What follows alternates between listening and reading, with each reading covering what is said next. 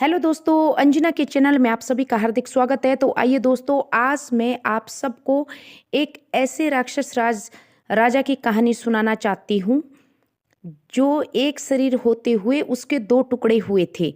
दोस्तों, ये कहानी है महाभारत काल के राजा जरासंध की। दोस्तों, जरासंध मगध का राजा था। दोस्तों, वह दो माँओं के साथ माँओं के पेट से पैदा हुआ था। बहुत प्राचीन बात है दोस्तों। महाराज बृहद्रथ की दो पत्नियां थी। उसने काशी राज की दोनों जुड़वा बेटियों के साथ बृहद्रथ ने शादी कर रखी थी, लेकिन विवाह के पश्चात बहुत सालों तक उनकी कोई भी संतान नहीं थी। इस कारणवश राजा और रानियां बहुत दुखी रहते थे, लेकिन वे तीनों बहुत साधु संतों की सेवा किया करते थे। ऐसे ही उनको एक बार बहुत परम सिद्ध संत उनके राज्य में आए, तो राजा और रानियों ने उनकी बहुत सेवा की। राजा ने अपने दुख का विचार संत के सामने रखा कि हे ऋषिवर, मेरे कोई संतान नहीं है। तो उस बहुत बड़े जो संत थे, उन्होंने उस धर्मात्मा ने कहा कि राजन, आप पुत्रेष्टि यज्ञ कराओ। तो राजा पुत्रेष्टि यज्ञ कराया। जब पुत्रेष्टि यज्ञ का अंत हुआ तो उस समय महर्षि ने उनको एक फल दिया कि ये फल आप बड़ी रानी को खिला दें, और ईश्वर ने चाहा तो आपको एक बहुत ही ज़्यादा सुंदर और आकर्षक और पराक्रमी पुत्र प्राप्त होगा। राजा ने ऋषिवर का फल ग्रहण किया और अपनी बड़ी रानी को सौंप दिया। राजा ने बारंबार ऋषि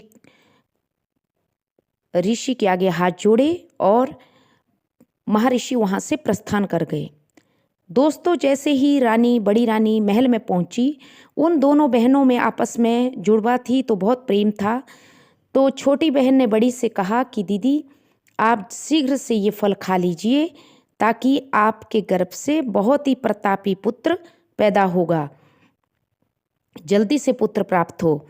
इस पर बड़ी बहन ने कहा कि नहीं, देखो, रामायण काल में भी महाराज दशरथ ने पुत्रेष्टि यज्ञ किया था और एक खीर के पात्र अग्निदेव लेकर प्रकट हुए थे, तो तीनों रानियों ने खाई थी, तो उन सबको एक एक संतान पैदा हुई थी। इसलिए बहन, मैं तुझसे बहुत प्रेम करती हूँ, मैं ये फल अकेली ग्रहण नहीं करूँगी, मैं आपको भी ये आधा फल काट कर दूंगी। दूसरी रानी मना करती रही, लेकिन बड़ी रानी ने वो फल अपनी छोटी बहन को भी तलवार की सहायता से काट कर आधा उसको दे दिया, आधा स्वयं ग्रहण कर लिया।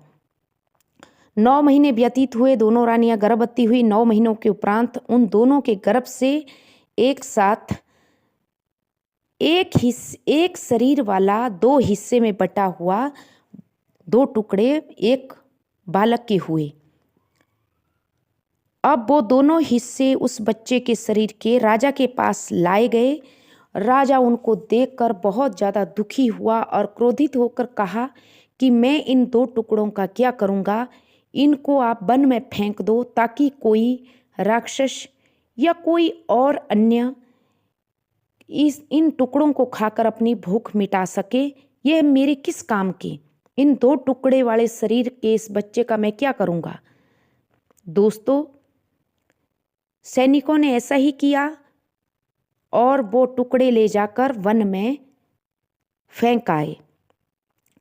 वन में दोस्तों एक जरा नाम की, जैसे ही थोड़ा अंधेरा होता है, तो जैसे ही शाम का समय हुआ और थोड़ा अंधेरा होने लगा, तो अंधेरे में आसुरी शक्तियां भी प्रबल हो जाती हैं। तो जरा नाम की एक राक्षसी खाने की तलाश में आई। जरा नाम की उस राक्षसी ने देखा दोस्तों कि दो हिस्सों वाला बालक एक है, लेकिन उसके दो टुकड़े हैं। उस बालक को देखा तो दोनों को उठाया और दोनों को अपनी शक्ति के साथ इकट्ठा करके जोड़ दिया। बालक में दोस्तों प्राण आ गए और बालक जोर जोर से रोने लगा, और जरा को उसके ऊपर दया आई और बहुत प्रसन्न हुई, और महाराज वृद्धरथ और जया में बहुत गहरी दोस्ती थी। तो जरा को ख्याल आया कि हमारे महाराज के पास कोई पुत्र नहीं है, अब मैं इस पुत्र को इस बच्चे को महाराज वृद्धरथ को सौंपूंगी तो महाराज मुझे बहुत भेंट देंगे। दोस्तों, जरा महाराज के पास उस बच्चे को लेकर आ गई और कहा, महाराज, जंगल में ये दोनों टुकड़े बच्चे के पड़े हुए थे, मैंने इनको अपनी शक्ति के द्वारा जोड़ दिया है, इसमें प्राण आ गया है और ये पुत्र बहुत ही बलशाली होगा। आपके कोई पुत्र नहीं था, इसलिए आप इसे ग्रहण करें, मैं आपको इसको सौंपती हूँ। दोस्तों, इतना सुनते ही महाराज वृद्धरथ बहुत ज़्यादा प्रसन्न हुआ और उसने जरा को बहुत ज़्यादा उपहार दिए और कहा, हे जरा, तेरा मुझ पर बहुत उपकार है। मैंने ये टुकड़े अलग अलग करके मांस के टुकड़े समझकर अलग अलग जंगल में फेंकवा दिए थे, मेरी ही 2 रानियों से पैदा हुआ था, लेकिन हे जरा, तूने इसमें प्राण डाल दिया। अब तेरा नाम जरा है तो मैं भी इसका नाम जरा से ही, तेरे नाम से ही रखूँगा। और संध का अर्थ होता है दोस्तों संधि करना, अर्थात जोड़ना, तो इसलिए मैं इसका नाम जरासंध रखूँगा। जरा बहुत खुश हुई। जरा के नाम से ही राजा वृद्धरथ ने अपने पुत्र का नाम जरासंध रखा। दोस्तों, जरासंध को दोनों माँओं ने बड़े प्यार से, बड़े लाड़ प्यार से पाला। जरासंध बहुत ही क्रूर और निर्दयी और बहुत ही ज़्यादा बलशाली और पराक्रमी राजा हुआ। बाद में तो आप सबको पता है, महाभारत काल में श्री कृष्ण भगवान ने जरासंध की कहानी भीम को सुनाई थी और भीम ने फिर जरासंध को मारने की कोशिश की, लेकिन जरासंध युद्ध में नहीं हारा। तो श्री कृष्ण भगवान ने भीम से कहा था कि हे भीम, जिस प्रकार जरासंध अलग अलग टुकड़ों में पैदा हुआ है, वैसे ही ये अलग अलग टुकड़े करके ही मरेगा। तो भीम ने बीच से ही उसको फाड़ दिया था, दोनों टांगों से। उसका आधा हिस्सा इस तरफ फेंका, आधा हिस्सा इस तरफ फेंका, तब जाकर जरासंध की मृत्यु हुई थी। तो ये था दोस्तों जरासंध।